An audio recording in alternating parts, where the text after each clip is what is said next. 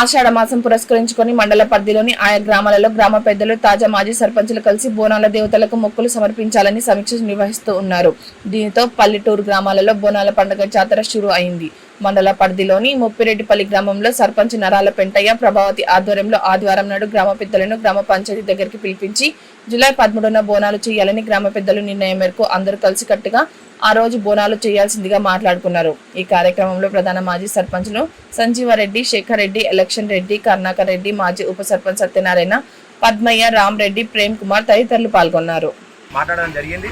మరి 13 తారీఖు 7వ నెల 2025 రోజున ఆదివారం రోజున మా గ్రామం లోపల మరి ఘనంగా ఉజ్జయిని మాంకాళి జాతర జరుపుకోవడానికి మేమందరం కూడా మరి ఈరోజు ఒకటై మాట్లాడినాం. కాబట్టి గ్రామస్తులం అందరం కూడా ఆ రోజు చాలా జయప్రదంగా చేసుకోవాలని మేము కోరుకుంటున్నాం.